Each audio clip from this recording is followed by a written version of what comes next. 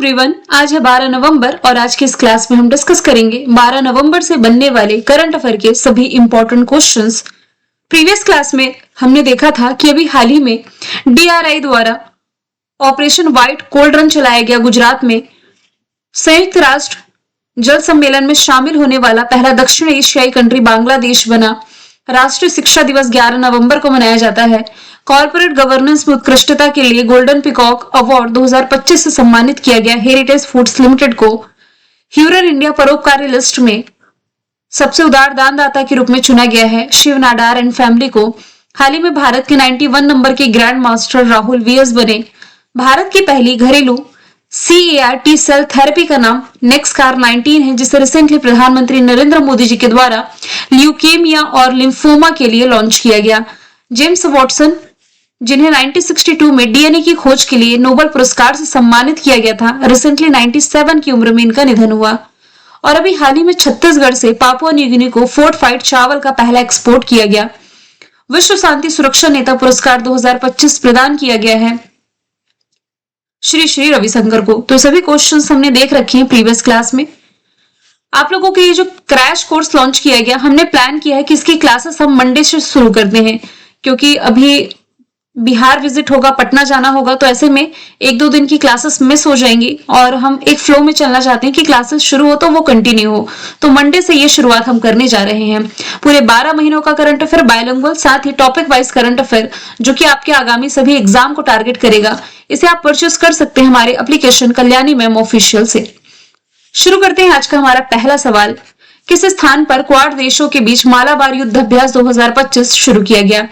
तो ये भी हाल ही में आयोजित किया गया है गुआम में। उत्तरी प्रशांत महासागर में जो गुआम है, इसके पास ये अभ्यास शुरू हुआ। क्वाड कंट्रीज के बीच देखिए, क्वाड कंट्रीज में 4 देश शामिल हैं, भारत, अमेरिका, ऑस्ट्रेलिया और जापान। इन्हीं 4 कंट्रीज के बीच में ये मालाबार अभ्यास होता है। यहां से भारतीय नौसेना का जो युद्धपोत है INS सह्याद्री, इसने पार्टिसिपेट किया है। इस अभ्यास का उद्देश्य है इंडो पैसिफिक रीजन की समुद्री सुरक्षा सुनिश्चित करना। यदि बात की जाए यहां से इंपॉर्टेंट एक्सरसाइज की, तो सिलोनिक्स अभ्यास भारत की श्रीलंका के साथ होती है। जुलाई स्ट्रॉम रशिया में आयोजित की गई। बोंगो सागर संप्रति बांग्लादेश के साथ। युद्धाभ्यास कोप इंडिया वज्र प्रहार टाइगर ट्रंप अमेरिका के साथ। सूर्य किरण नेपाल के साथ। शक्ति वरुण गरुण फ्रिंजेक्स फ्रांस के साथ। शिन्यू मैत्री धर्म गार्जियन वीर गार्जियन जीमैक्स जापान के साथ। खान क्वेस्ट मंगोलिया के साथ। टेलिसमैन सेबर अभ्यास ऑस्ट्रेलिया अमेरिका के बीच। उल्ची फ्रीडम सैन्य अभ्यास अमेरिका साउथ कोरिया के बीच। मैत्री अभ्यास, इसका 14th एडिशन मेघालय की उमरोई में भारत थाईलैंड के बीच आयोजित किया गया। आरोग्य सेतु अभ्यास ब्राइट स्टार होस्ट किया इजिप्ट ने। जापाड रशिया ने। टाइगर क्लॉ अमेरिका ने। इंदिरा अभ्यास रशिया ने। समुद्र शक्ति अभ्यास इंडोनेशिया के साथ भारत की हुई है। और पूर्वी प्रचंड प्रहार अभ्यास अरुणाचल प्रदेश में आयोजित किया गया। अगला सवाल है, किस राज्य में अनुवांशिक विकारों से निपटने के लिए भारत की पहली जनजातीय जीनोम परियोजना लॉन्च की गई? आंसर इसका हो जाएगा गुजरात। और यह है भारत की पहली जनजातीय जीनोम परियोजना। इसका उद्देश्य है अनुवांशिक विकारों की पहचान करना और जनजातीय समुदायों के सटीक स्वास्थ्य सेवा को सक्षम बनाना है।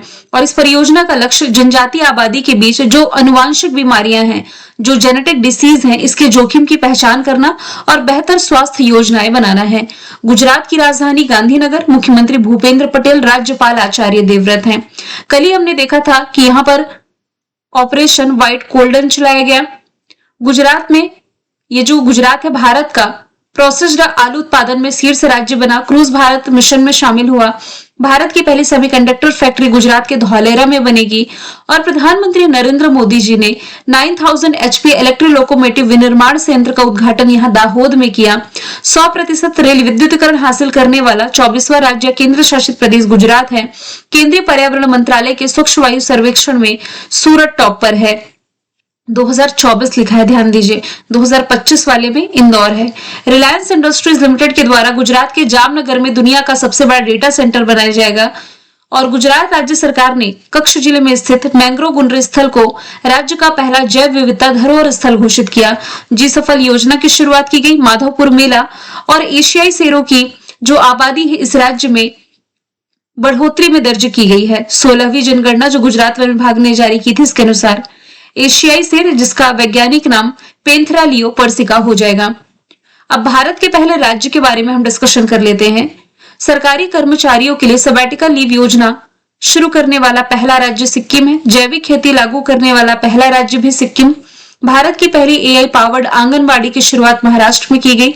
जहाजों के लिए समर्पित नीति, गाय को राजमाता की उपाधि देने वाला और भारत की पहली एआई यूनिवर्सिटी, ये सभी महाराष्ट्र में। भारत की पहली माइनिंग टूरिज्म प्रोजेक्ट झारखंड में। पहला हॉर्नबिल संरक्षण केंद्र तमिलनाडु में। क्रूज भारत मिशन में शामिल पहला राज्य गुजरात है। लकड़ी का पहला गुरुद्वारा भारत का। विधानसभा में सांकेतिक भाषा लागू करने वाला राज्य और अंतरराष्ट्रीय सीमा पर ड्रोन रोधी प्रणाली तैनात करने वाला पहला राज्य पंजाब है। भारत के पहले तितली अभ्यारण्य ये केरला में ओपन किया गया। स्वयं का ओटीटी प्लेटफॉर्म लॉन्च करने वाला पहला राज्य केरल है और भारत का पूर्ण डिजिटल साक्षर राज्य भी केरला है। वरिष्ठ नागरिक आयोग स्थापित करने वाला पहला राज्य भी केरला है। भारत का पहला एआई आधारित सड़क सुरक्षा पायलट प्रोजेक्ट। राज्य की विधानसभा में अनुवाद प्रणाली लागू करने वाला राज्य उत्तर प्रदेश। मृत्यु का अधिकार लागू करने वाला पहला राज्य कर्नाटक। गौ अभ्यारण्य स्थापित करने वाला पहला राज्य मध्य प्रदेश। ड्रोन पॉलिसी लागू करने वाला पहला राज्य हिमाचल। यूसीसी लागू करने वाला पहला राज्य उत्तराखंड और अनुसूचित जाति के आरक्षण में वर्गीकरण लागू करने वाला पहला राज्य तेलंगाना है। सवाल तीसरा है, किस देश में 30वां संयुक्त राष्ट्र जलवायु परिवर्तन सम्मेलन COP 30, जिसे आप कॉन्फ्रेंस ऑफ पार्टीज 30 कह सकते हैं। कॉन्फ्रेंस ऑफ पार्टीज यानी कि पार्टिसिपेट करने वाले देश। तो COP 30 ये भी हाल ही में ब्राजील में शुरू हुआ है। 10 नवंबर से शुरू हुआ है, 21 नवंबर तक चलेगा ब्राजील के बेलम शहर में। ये सम्मेलन अमेज़न वर्षा वन के किनारे पर आयोजित किया जा रहा है, जिसका उद्देश्य है जलवायु परिवर्तन यानी कि क्लाइमेट चेंजेस के समाधान पर चर्चा करना और इसके लिए सख्त कार्रवाई पर जोर देना। यहां से यदि इवेंट एंड समिट का डिस्कशन करें, इंटरनेशनल यदि हम देखें, एससीओ समिट चाइना ने होस्ट करी। 28वीं यूनिवर्सल पोस्टल कांग्रेस यूएई ने। विश्व badminton championship next year Bharat host करेगा। नेक्स्ट ईयर G20 होस्ट करेगा अमेरिका। इस साल का G7 होस्ट किया कनाडा ने। ग्लेशियरों के संरक्षण पर उच्च स्तरीय अंतरराष्ट्रीय सम्मेलन 2025 का दुशांबे ताजिकिस्तान में हुआ। वेव्स समिट मुंबई में। 150वीं आईपीओ समिट उज्बेकिस्तान में। COP 30 ब्राजील में। बिम्स्टेक थाईलैंड में। ब्रिक्स ब्राजील ने होस्ट किया। वर्ल्ड इकोनॉमिक फोरम की 55वीं बैठक दावोस स्विट्जरलैंड में। सागर माथा संवाद काठमांडू नेपाल में। रायसीना डायलॉग दिल्ली में। 8वां हिंद महासागर सम्मेलन मस्कट ओमान में। विज्ञान शिखर सम्मेलन न्यूयॉर्क अमेरिका में। विश्व हरित अर्थव्यवस्था शिखर सम्मेलन दुबई में और 68वां राष्ट्रमंडल संसदीय सम्मेलन बारबाडोस में आयोजित किया गया। ब्राजील की कैपिटल ब्राजीलिया, करेंसी रियल है। राष्ट्रीय खेल इसका फुटबॉल है। ये ना एरिया वाइज यदि हम देखें तो साउथ अमेरिका का सबसे बड़ा देश, साउथ अमेरिका की सभी कंट्री से बॉर्डर शेयर करता है, यहां पर इक्वाडोर और चिली को छोड़कर। ब्राजील जो है ये ट्रॉपिकल फॉरेस्ट फॉरएवर फैसिलिटी में निवेश करने वाला पहला देश बनने जा रहा है। 7 सितंबर को अपना स्वतंत्रता दिवस मनाया। इस साल का ब्रिक्स समिट और COP 30 दोनों इसने होस्ट किया।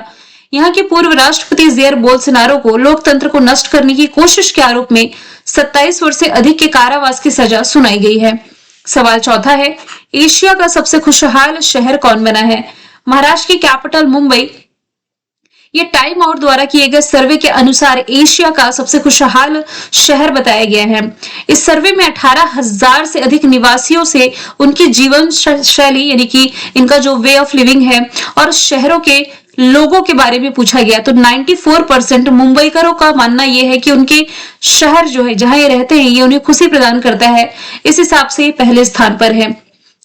खुशहाल शहर पूछा जा रहा है। वैसे हम ग्लोबल में यदि देखें कि ग्लोबल हैप्पीनेस इंडेक्स जो रिलीज किया जाता है उसमें ऑब्वियस कई सालों से हम पढ़ रहे हैं कि फिनलैंड दुनिया का सबसे खुशहाल देश है। यहाँ एशिया का सबसे खुशहाल शहर मुंबई हो जाएगा।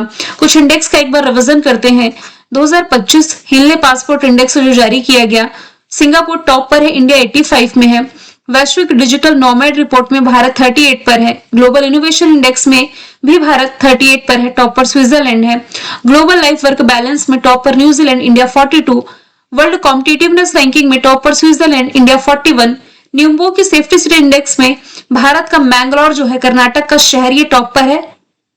वैश्विक रैंकिंग इसकी 49 है। जेंडर गैप रिपोर्ट में और वैश्विक शांति सूचकांक में दोनों में टॉप पर आइसलैंड है। जेंडर गैप में भारत 131 है, पीस इंडेक्स में 115 है। सस्टेनेबल डेवलपमेंट गोल इंडेक्स में फिनलैंड टॉप पर है, इंडिया 99। एनर्जी ट्रांजिशन इंडेक्स में टॉप पर स्वीडन है, India 71। Climate change performance index में टॉप पर डेनमार्क है, इंडिया 10वें नंबर पर है। हैप्पीनेस रैंकिंग में टॉप पर फिनलैंड, इंडिया 118 है। वैश्विक आतंकवाद सूचकांक में टॉप पर बुर्किना फासो, इंडिया 14 है। प्रेस फ्रीडम इंडेक्स में टॉप पर नॉर्वे, इंडिया 151 है। करप्शन इंडेक्स में टॉप पर डेनमार्क, इंडिया 96 है। अगला सवाल है, निम्नलिखित में से कौन है जो कि इंटरनेशनल शूटिंग स्पोर्ट्स फेडरेशन विश्व कप में पदक जीतने वाले पहले व्यक्तिगत निशानेबाज बने हैं? आंसर इसका क्या हो जाएगा? अनीस बनवाला, ऑप्शन नंबर ए इसका राइट आंसर है। इन्होंने काहिरा कहाँ है? इजिप्ट में। काहिरा में आयोजित आईएसएसएफ विश्व चैंपियनशिप 2025 में पुरुषों के 25 मीटर रैपिड फायर पिस्टल प्रतियोगिता में सिल्वर मेडल जीता और व्यक्तिगत ये पदक जीतने वाले पहले निशानेबाज बन गए हैं। यहां से यदि मैं बात करूं इंटरनेशनल शूटिंग स्पोर्ट फेडरेशन की, तो इसका जो फॉर्मेशन ईयर है ये हो जाएगा 1909, म्यूनिक जर्मनी में हेडक्वार्टर हो जाएगा और ल्यूसियानो रोसी ये वर्तमान में इसके हेड हो जाएंगे। सवाल छठवां है, इंपॉर्टेंट मार्क करें। शेखा नासिर अल नोवैस ये किस देश से संबंधित है जिन्हें संयुक्त राष्ट्र पर्यटन विभाग की पहली महिला महासचिव नियुक्त किया गया? तो इनके नाम की तो घोषणा पहले ही की जा चुकी थी। ये बिलोंग करती हैं यूएई से और United Nations World Tourism Organization की पहली महिला अध्यक्ष या पहली महिला महासचिव बन गई हैं। 2026 से इनका कार्यकाल शुरू हो रहा है और 4 साल के लिए नियुक्त की गई हैं। यूनाइटेड नेशंस वर्ल्ड टूरिज्म के 50 साल के इतिहास में इस पद को संभालने वाली ये पहली महिला और पहली गल्फ सिटीजन है, यानी कि पहली खाड़ी नागरिक है। तो देखिए इनका जो कार्यकाल है 2026 से शुरू हो रहा है, 2029 तक चलेगा। 26, 27, 28, 29 4 साल ये पद पर रहने वाली है। जनवरी 2025 से पदभार संभालेंगे। शेखा नासिर अल नोवैस एक अमीराती व्यापारिक नेता हैं जिनके पास वैश्विक आतिथ्य उद्योग में 16 साल से अधिक का एक्सपीरियंस है। यहां से देखिए अभी हमने डिस्कशन किया था इंटरनेशनल ओलंपिक कमेटी की जो पहली महिला अध्यक्ष बनी क्रिस्टी कॉन्वेंट्री बनी, तो ये जिम्बाब्वे से बिलोंग करती हैं। तंजानिया की पहली महिला राष्ट्रपति सामिया सुलुहू है, दोबारा से बन गई है। और सऊदी अरब से यदि रिलेट करेंगे तो यहाँ की जो पहली महिला अंतरिक्ष यात्री है इनका नाम रेयाना बरनाबी हो जाएगा। यहां से यूएई के बारे में यदि हम बात करें, capital Abu Dhabi, currency dirham, प्रधानमंत्री Rashid Al Maktoum, president Mohammed bin Zayed Al Nahyan. 17वें नंबर का men's Asia cricket cup UAE ने होस्ट किया, विजेता भारत है। दुनिया का पहला एआई शेफ रेस्टोरेंट ये दुबई में ओपन हुआ, नाम है वुहू। मशरेक गुजरात में स्थित गिफ्ट सिटी में प्रवेश करने वाला यूएई का पहला बैंक बना। T20 वर्ल्ड कप ये होस्ट किया था यूएई ने महिलाओं का, जिसमें विजेता न्यूजीलैंड है। आईआईटी दिल्ली अपना नया ब्रांच अबू धाबी में ओपन कर रही है और पिछले साल की फरवरी को प्रधानमंत्री नरेंद्र मोदी जी ने अबू धाबी में पत्थर से बने पहले हिंदू मंदिर का उद्घाटन किया था। यहां से एक बार इंटरनेशनल अपॉइंटमेंट का डिस्कशन करते हैं। आईएमएफ के पहली महिला या पहले उप प्रबंध निदेशक, माफ कीजिएगा महिला शब्द यहां नहीं होगा, डैन कार्ड्स बने हैं। आईएमएफ के कार्यकारी निदेशक उर्जित पटेल, इसके एमडी क्रिस्टीना जॉर्जीवा है। एशियाई इंफ्रास्ट्रक्चर इन्वेस्टमेंट बैंक के नए अध्यक्ष लियू जियाई है। संयुक्त राष्ट्र महिला की कार्यकारी निदेशक सीमा सामी बहौज बनी। विश्व बैंक के पूर्वी एशिया प्रशांत क्षेत्र के उपाध्यक्ष कार्लोस फिलिप जिरामिलो बने। अमेरिकी राजदूत और दक्षिण मध्य एशिया के विशेष दूत सर्जियो गोर बने। ब्रिटेन की पहली महिला खगोल शास्त्री रॉयल मिशेल डोहर्टी बनी। इंटरनेशनल ओलंपिक कमेटी की पहली महिला अध्यक्ष क्रिस्टी कॉन्वेंट्री। सरली बोचवे कॉमनवेल्थ की महासचिव। यूनाइटेड नेशन जनरल असेंबली के 80वें सत्र की अध्यक्षता जर्मनी की एना रेना ब्यारबाग कर रही। ट्विटर की सीईओ लिंडा याकारिनो, डब्ल्यूएचओ के महानिदेशक टेड्रोस अदानोम, यूनिसेफ के हेड कैथरीन रशेल, एफएटीएफ के अध्यक्ष एलिसा दे एंद्रा माद्रोजो, यूनाइटेड नेशंस के महासचिव एंटोनियो गुटेरस, आईसीसी के हेड जय शाह, डब्ल्यूटीओ में भारत के स्थायी राजदूत सिंथियल पांडियन, बिम्स्टेक के अध्यक्ष बनने वाले पहले भारतीय इंद्रमणि पांडे, वर्ल्ड बैंक के अध्यक्ष अजय बंगा हो जाएंगे। अगला सवाल है, किसने वर्ष 2027 तक अंतरिक्ष में सौर ऊर्जा से चलने वाला एआई डेटा सेंटर बनाने के लिए प्रोजेक्ट सन कैचर लॉन्च किया है? तो आंसर इसका हो जाएगा गूगल, ऑप्शन नंबर बी। नवंबर 2025 में ही गूगल ने प्रोजेक्ट सन कैचर की घोषणा करी है, जिसका उद्देश्य है सोलर एनर्जी यानी कि सौर ऊर्जा से संचालित अंतरिक्ष आधारित एआई इंफ्रास्ट्रक्चर विकसित करना। गूगल का फॉर्मेशन ईयर 1998, कैलिफोर्निया अमेरिका में हेडक्वार्टर, सीईओ इसके सुंदर पिचाई हो जाएंगे जो कि भारतीय मूल के हैं। अभी तक दुनिया का सबसे बड़ा डेटा सेंटर गूगल का ही है और इसके द्वारा एक चैट बॉट लॉन्च किया गया था जिसका नाम बार्ड है, बदला गया नाम ये जेमिनी हो जाएगा। नासा अमेरिका की स्पेस एजेंसी है जो कि भारत की स्पेस एजेंसी इसरो के साथ मिलकर के निसार प्रोजेक्ट पर काम कर रही है। NASA ISRO synthetic aperture radar इसकी फुल फॉर्म है। मेटा ग्रीक भाषा का शब्द है, फेसबुक का परिवर्तित नाम। इसरो ये अपने पहले मानव युक्त मिशन गगनयान पर वर्क कर रही है। सवाल नंबर 8वां है, 11 नवंबर 2025 को निम्न में से किस देश का 50वां स्वतंत्रता दिवस मनाया गया? तो हाल ही में जो अंगोला है इसने कल ही के दिन यानी कि 11 नवंबर को अपना 50वां स्वतंत्रता दिवस मनाया है और इसी तारीख को भारत में अब्दुल कलाम आजाद जी की जयंती मनाई जाती है। और अब्दुल कलाम आजाद जी की जयंती को भारत में राष्ट्रीय शिक्षा दिवस के रूप में मनाया जाता है। यहाँ से अंगोला को मैप के थ्रू आप देखें तो अफ्रीकी कंट्री है ये अंगोला जो कि अटलांटिक ओशन से बॉर्डर शेयर कर रही है। कैपिटल लुआंडा, ऑफिशियल लैंग्वेज पुर्तगाली है, करेंसी इसकी हो जाएगी क्वाचा और यहाँ के राष्ट्रपति जोआओ लोरेंको हो जाएंगे। अगला सवाल है, किस स्थान पर वाटर शेड महोत्सव पर 2 दिवसीय राष्ट्रीय सम्मेलन आयोजित किया गया? आंसर इसका हो जाएगा आंध्र प्रदेश। तो अभी हाल ही में ग्रामीण विकास मंत्रालय के अंतर्गत भूमि संसाधन विभाग साथ ही आंध्र प्रदेश सरकार के सहयोग से 10 और 11 नवंबर को गुंटूर में राष्ट्रीय वाटर शेड सम्मेलन का आयोजन किया गया। इसका पर्पस है वाटर कंजर्वेशन यानी कि जल संरक्षण और इसके मैनेजमेंट यानी कि प्रबंधन को बढ़ावा देना। आंध्र प्रदेश की राजधानी अमरावती, मुख्यमंत्री चंद्रबाबू नायडू, राज्यपाल अब्दुल नजीर 1 नवंबर 1956 को ये भारत का नया राज्य बना। मतलब आप कह सकते हैं भाषाई आधार पर गठित ये देश का पहला राज्य है। इससे तेलंगाना 2 जून 2014 को अलग हो गया था और आंध्र प्रदेश में ही भारत की सबसे बड़ी भूतापीय ऊर्जा प्रौद्योगिकी पायलट प्रोजेक्ट की शुरुआत करने की घोषणा की गई। भारत का पहला एआई आधारित integrated command and control centre Tirumala Andhra Pradesh में स्थापित किया गया। दूसरा बिम्स्टेक बंदरगाह सम्मेलन का उद्घाटन विशाखापट्टनम आंध्र प्रदेश में और देश के पहले ग्रीन हाइड्रोजन हब की आधारशिला विशाखापट्टनम के पुदिनडाका में रखी गई है। यहाँ से कुछ नेशनल इवेंट एंड समिट का डिस्कशन करें। ग्लोबल फिनटेक फेस्ट मुंबई में, 8वां इंटरनेशनल सोलर लाइन्स की बैठक दिल्ली में, ई गवर्नेंस पर 28वां राष्ट्रीय सम्मेलन विशाखापट्टनम में, भारत अंतरराष्ट्रीय चावल महोत्सव दिल्ली में, विश्व सागौन सम्मेलन केरला कोच्चि में, 5वां तटरक्षक वैश्विक शिखर सम्मेलन चेन्नई होस्ट करेगा 2027 में, दूसरा बिम्स्टेक बंदरगाह सम्मेलन विशाखापट्टनम में, वेव्स समिट मुंबई में, रायसीना डायलॉग दिल्ली में। सवाल 10वां है, राजधानी दिल्ली में किस स्थान पर विस्फोट के बाद 12 लोगों की मौत हुई? तो अभी हाल ही में आतंकी विस्फोट देखने को मिला है लाल किले के पास में।